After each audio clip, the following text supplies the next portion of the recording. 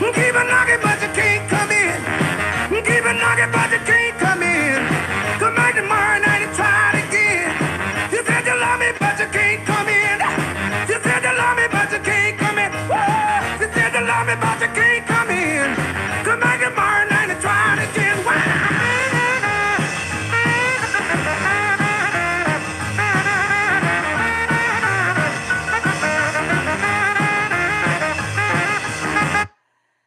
Oh, it's been really rough today. I thought I knew what it felt like to be rode hard and put up wet. But I still believe I'm the best one to defend myself. I am a goddess. I am all powerful.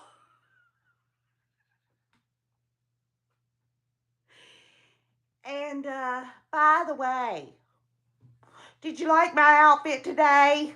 I was wearing all black as my heart. Oh, y'all. You can see how she thinks her voice could convince a judge. Did y'all hear that hooker today talking to that judge? She's acting like, I'm going to fly over there and get you, judge, or some kind of crazy stuff. She is like wigging out. She's bitching. She's whining. She's doing all of that. Hello, Vivian Lundgren, Peg, Travis, Susan, Kathy, Tina, Kim, Jen Marr, Beach Lady. Who else? Vivian Lundgren. All right, now. Y'all, I hung out over at Difficult Research with Crescia K. Easton there, and Donna was filling in today, and if you haven't caught that, we're talking a day in the life of this extraordinary world that we're living in, that people can see legality and how this hooker don't know shit. She does not owe her ass from a hole in the ground.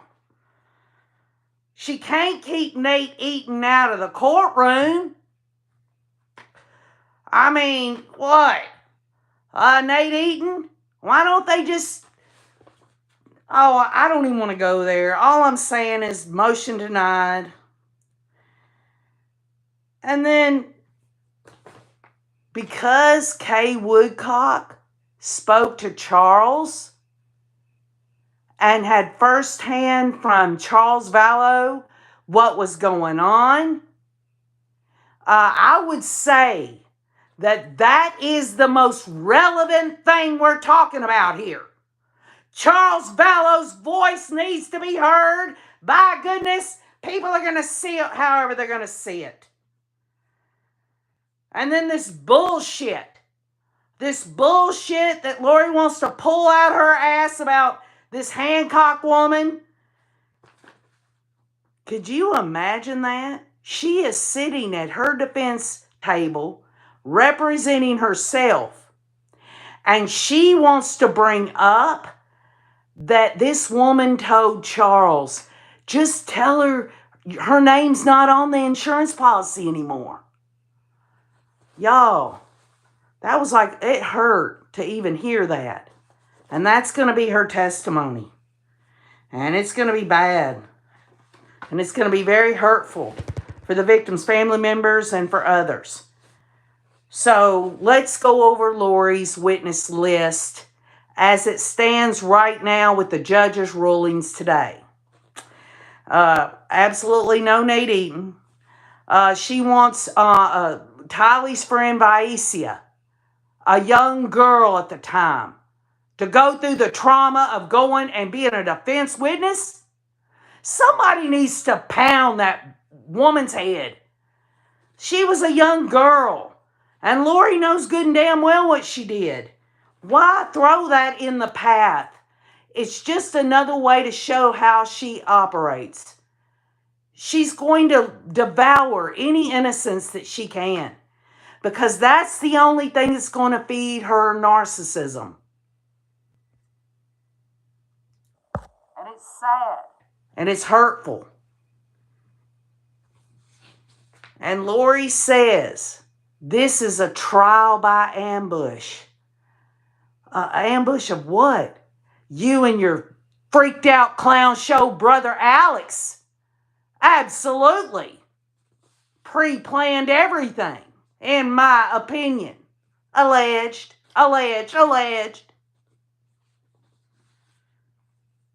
There are reasons, says Lori, why Barry sold policies. And that is relevant to this case. And also Summer Shiflett has info on that matter. But you know what? The judge kind of just was so professional and even keeled. But every now and then you'd see this look on his face. And how many of y'all said he was sighing the whole time? She sighed. Do you know why she sighed? Because the state has a right to interview any of her witnesses before trial. That is a state law.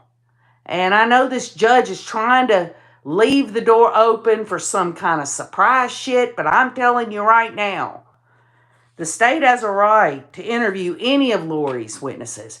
But through it all today, no one has been able to get in contact with these so-called defense witnesses. And there's a reason for that.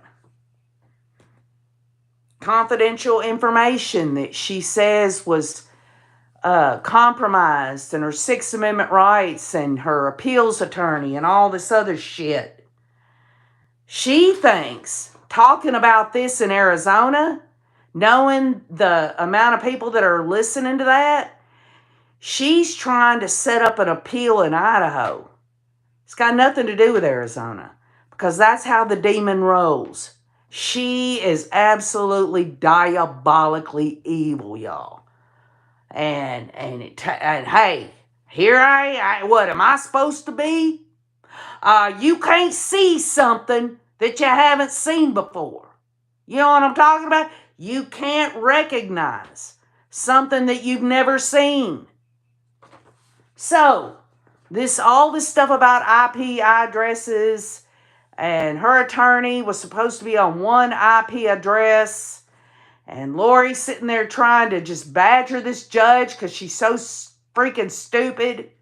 And don't get me wrong, there isn't a such thing as a stupid question, but she sure as hell should have never brought this shit up in the first place. She's the one that filed the motion. I mean, it's incredible how the grandiose nature of this woman. It's crazy. So he blew that out of the water. But he said that he was the gatekeeper. Those were his words, not mine. He said that. And he said she should have asked for a continuance. He was very just flat in that. I mean, no way, nothing. Should have got you a continuance. And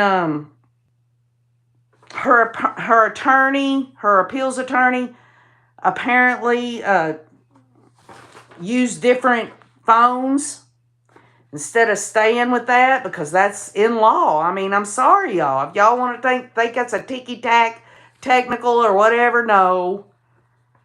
She might have thought that was all, after all that was squared away, that she would have her confidential communications and stuff. But I'll tell you one damn thing right now. Who was it? This Gabrielle Bonita? They weren't able to reach him, and that he hadn't been served. In fact, none of these witnesses that Lori wants in her defense have been served. No subpoenas.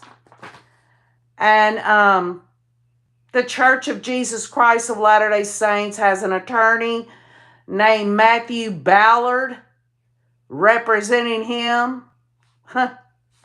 There is no subpoena. But the bottom line is, y'all, It really is incredible. It's incredible. It's been like one of those days when you hear this hooker's voice, it's like nails down a chalkboard, get me the hell out of there.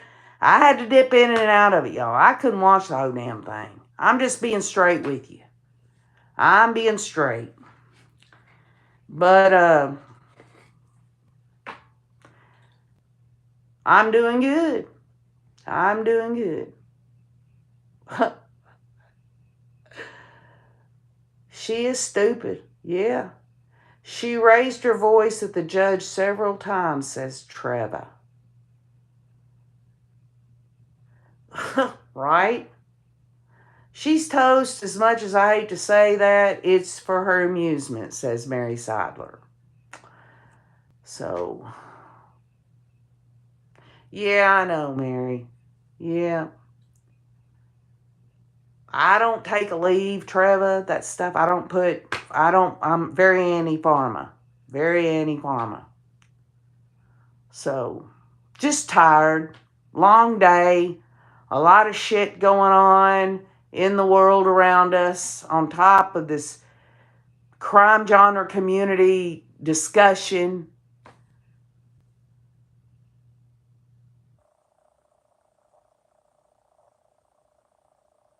Shulker says, "You're tough as a box of kittens." How sweet is that? That's a compliment. I really, kittens are so beautiful and so strong. I am an old bear, Yanger's Farm.